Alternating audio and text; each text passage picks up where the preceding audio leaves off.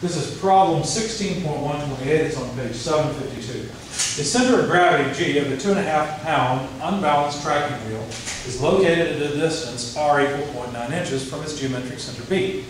The radius of the wheel is 3 inches, and its centroidal radius of gyration, K, is 2.2 inches. At the instant shown, the center B of the wheel has a velocity of 1.5 feet per second and an acceleration of 5 feet per second squared, both directed to the left.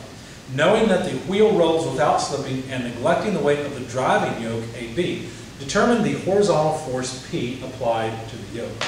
So essentially we have a wheel that's off balance, and we're just applying a force P to the center of it. I'll let you look at the text for more detail, a better drawing than I'm going to make. But basically, the mass is all on one side, such that the center of gravity, G, ends offset from the center by a distance that I will call R equal to 0.9 inches. Now the radius of the wheel I'll call capital R, and that's 3 inches. And we're basically pulling on it with a force P to the left. I'm going to call this point below the center of the wheel C. The center of the wheel is called B, and the center of mass is G. Now they told us some things. They said the mass of the wheel is 2.5-pound mass. The radius of gyration is 2.2 inches. And of course, that radius of gyration is taken at the centroid. That's important, otherwise we can't calculate the moment of inertia very easily, the mass moment of inertia. Now at this point, the wheel's moving to the left with a velocity, so velocity of point B, 1.5 feet per second. I went ahead and just converted that to 18 inches per second, since we're dealing in inches in the size of the wheel. The acceleration point B was given as 5 feet per second, which is 60 inches per second. I'm sorry, 5 feet per second squared, 60 inches per second squared to the left. And there's no slip. I did choose a coordinate system, x, y, as follows. And so really these are negative things, but I'll just remember that as I go along. What we're supposed to find, well, just put it up here. How much pulling force does it take to make this acceleration happen when we're already at a velocity of 18 inches per second? All right, let's start with the kinematics. There's a lot of kinematics here, so I guess what I'll do is draw the free body diagrams. I guess I can put those over here. Be useful for later. So I'll just take the wheel. G is offset, and so the weight acts through G. There's a normal force like this and a pulling force, P, like this. Now, if there were no friction with the ground and we're pulling the wheel like this, the wheel would simply slip. So friction must be acting opposite. So friction is to the right. Okay, so there are the forces acting on the wheel, and that must be equal to the kinetic diagram, where we have the wheel, we've got G off to the side, and we've got M, a X, M, a Y. Now be careful, MAY is not 0 because this point does not go through the center of the rotation, right? This center of gravity is actually accelerating in the vertical direction. So you've got that and I alpha as well. By the way, of course, I is equal to mk squared because it gave us the value of the radius of gyration at the centroid. All right, now one general theme in solving these kinds of problems. If you want to solve acceleration, you have to solve velocity first. So you have to know position information first, and that's given from the dimensions, and you have to know velocity information before acceleration can be solved. Let me show that to you. Let me show you what happens. So with kinematics, we've got the velocity of point B. Well, what is that equal to? Well, it's related to the angular speed, right? So isn't it just r omega? The velocity of the center of the wheel, B, is just omega r, the radius of the wheel. That's easy. And so we can say then that the angular speed of the wheel is VB over r. So that's pretty easy. That's one kinematic result. Let's see, I guess I'll write it up here Omega equals VB over capital R. And are there any other velocity relationships to consider? No, I think that's it, because all we have is the velocity at one point. I guess we could get at the velocity of g, but what I really wanted was the angular velocity. So maybe I'll name it later, but for now that's enough. The acceleration of b, in fact, you know, let's just write this down. This is pretty obvious. The acceleration of point B in the y direction is 0, right? G is accelerating the center of gravity, but the center of the wheel is not accelerating in the vertical direction because this wheel is just rolling along horizontal ground. So the acceleration of B in the y direction is simply 0. So that's obvious, that's easy. What else can we say? Well, does that tell us anything? Well, if the acceleration of B in the y direction is 0, then don't we know the total acceleration of B? Because they gave us the acceleration of B in the horizontal direction. So can't we write that the acceleration of the center of gravity equals the acceleration of B, which we know, plus the relative acceleration of G with respect to B? Now, the acceleration of point B is just in the negative I direction. So I'm taking care of the fact that AB is off to the left, right? But there's no J component. That's what this says, ABY equals 0. So that takes care of AB. Plus, now we've got a relative acceleration equation here. So I'm just considering the motion of G about B. So that would give me normal and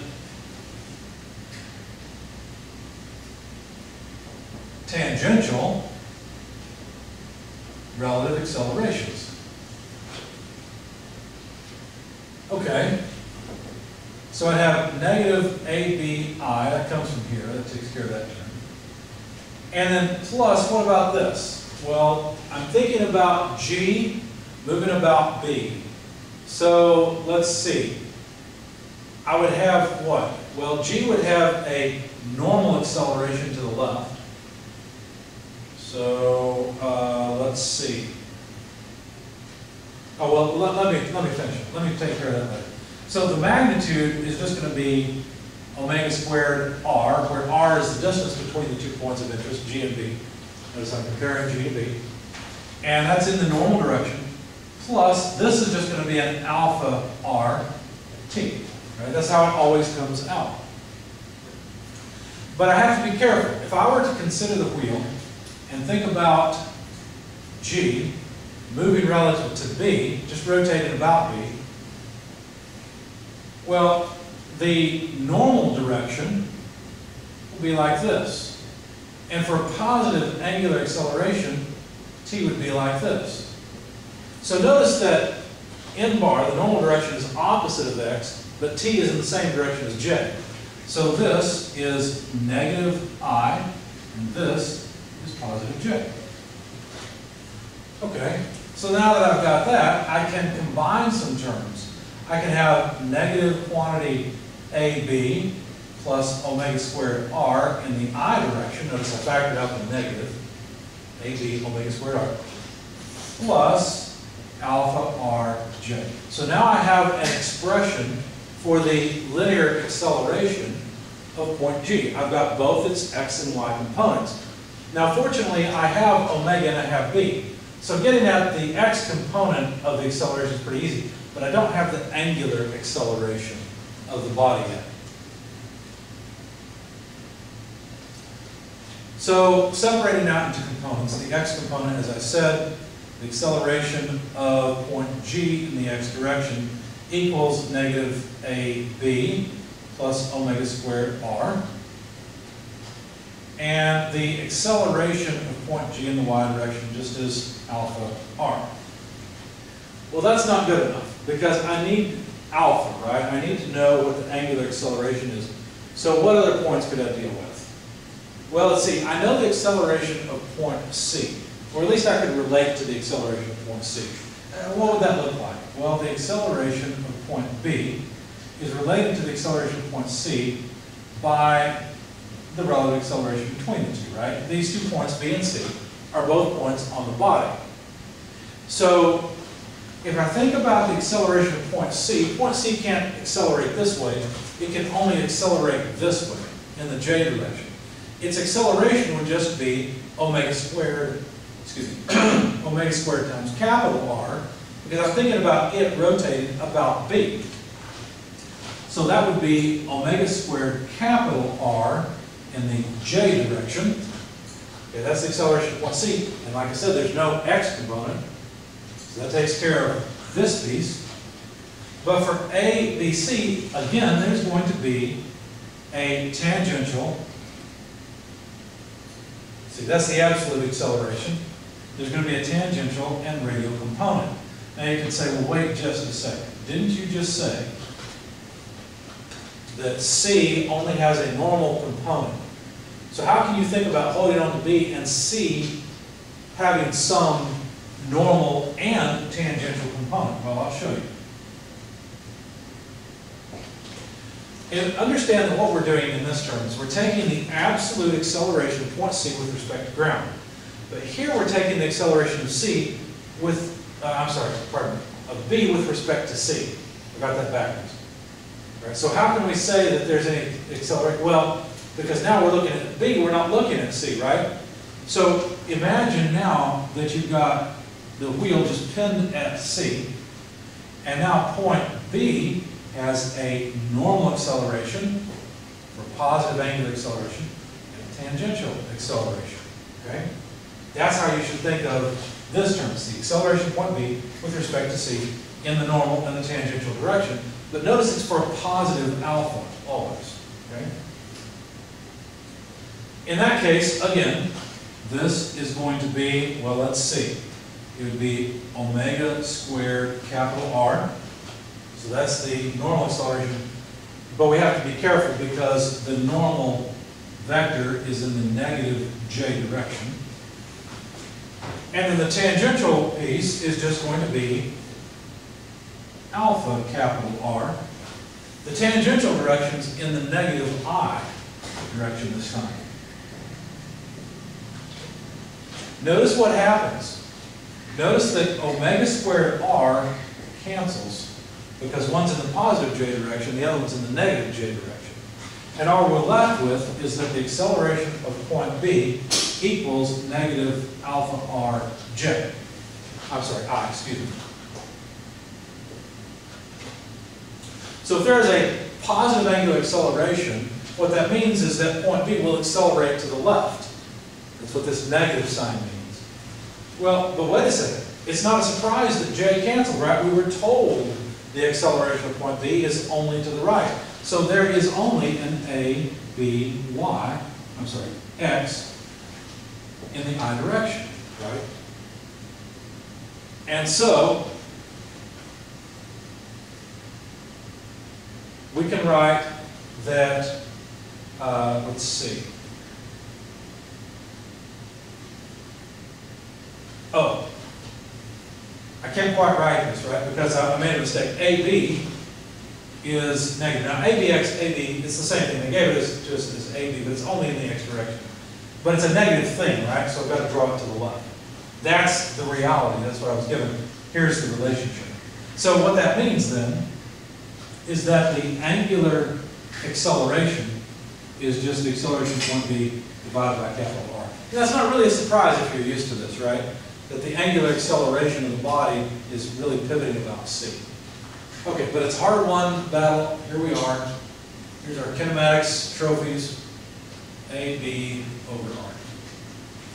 And, of course, AG, Y is alpha R, lowercase r. AGX is negative AB plus omega squared R. Now be careful about this AB here. We've already taken the sign into account. So when we plug it in, we're just going to plug in a positive 60 inches per second squared. Just like I took the sign into account here. So when I plug in AB, I'll just plug in a positive number, you see. Okay. So that should be all, I think that's all the kinematics we need. Yeah, that's it. Kinematics is half the battle to solving these. That's why chapter 15 is so important. All right, now we're at the point where we can sum forces, moments, whatever we want to do. Let's sum moments. Let's start with that, taking counterclockwise as positive. And if I sum moments, I've got some choices. I've got to sum them on the body here. If I sum moments, well, let's see.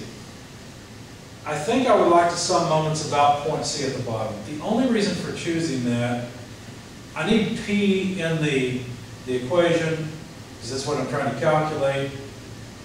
It won't be too bad to take the moment of the weight about this point, but I don't want to solve for the friction force and the normal force.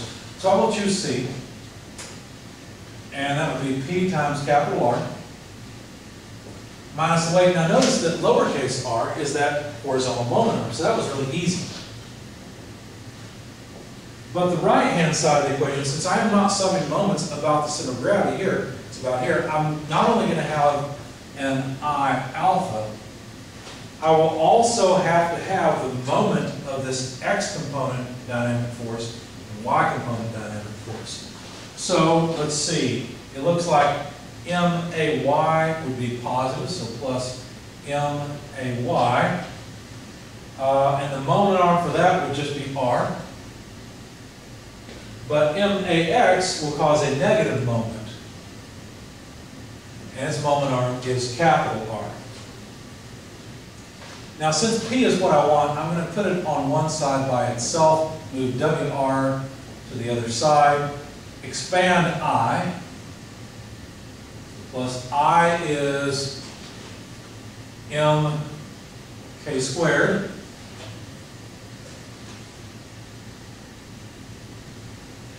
And I would like to get rid of alpha. Alpha doesn't do me much good because I know A, the acceleration. So I'm going to get rid of alpha in favor of AB over R. So there's alpha, written differently from the kinematics right there. Now, this mass I can copy down,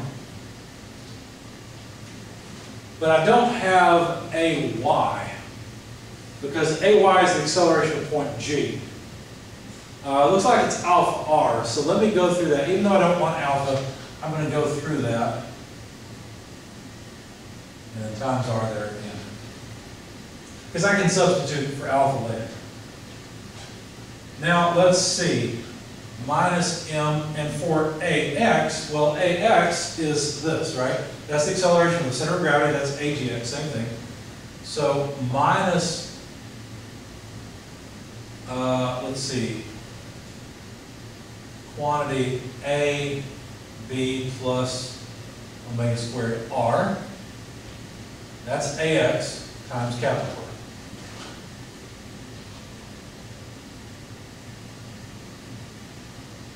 And, oh yeah, I'm okay. I thought I'd made a mistake, but it's all right. I haven't. So on the next line, P times R equals W times R. Let's see, no need to change anything here. MK squared over R, acceleration of B.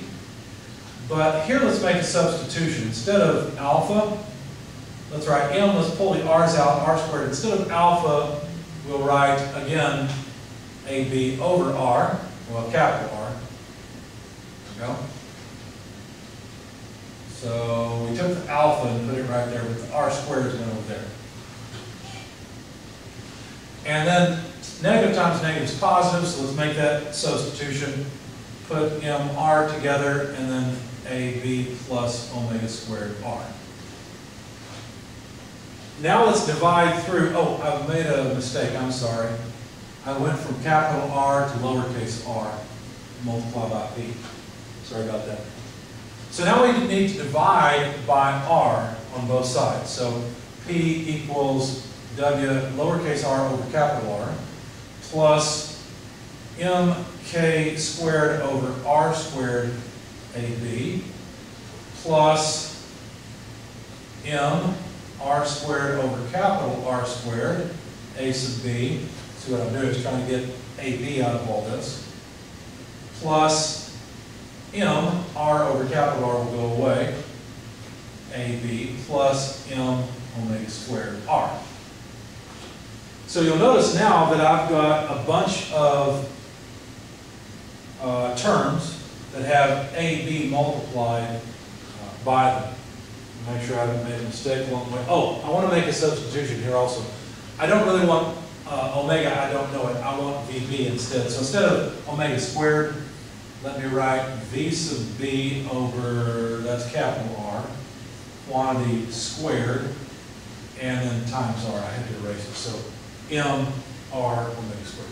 And remember this capital R went away because I divided through by capital R. This capital R came from right there. Okay. Now, weight is just mg, so let me make that substitution as well. And you'll notice that mass appears in all of the terms. So let me pull it out. M times g, lowercase r over capital R, plus let me collect all the AB terms. So AB will have in, we're pulling out the m, right? So all we'll have is a k squared over capital R squared, plus we're pulling out the m's and the ab's, so r squared over capital R squared, plus, well, let's see, pulling out the m and the ab, all we're left with is a 1. Pull out the m, so plus vb squared over r squared times lowercase r. Now it's a mess, but this is as simple as I can make it. So now I have to plug in the numbers. So 2.5 pounds mass. I know that I'll need to convert it because I won't force it. So let me go ahead and divide by 32.2 pounds mass feet per second squared per pound force. And then I'm going to plug in G in units you may not be used to. Instead of 32.2, which would give me feet per second squared, I'm going to plug in 386.4 inches per second squared. If you take 32.2 and multiply it by 12 inches per foot, you'll get this acceleration of gravity. So now R is 0.9 inches, capital R is 3 inches. It's inches over inches, so I'm going to let the units just cancel and not even write them. So that takes care of this term. We've got M out there. Notice I haven't converted the mass into force. All I've converted it to is other force units, pounds, force, feet per second squared. And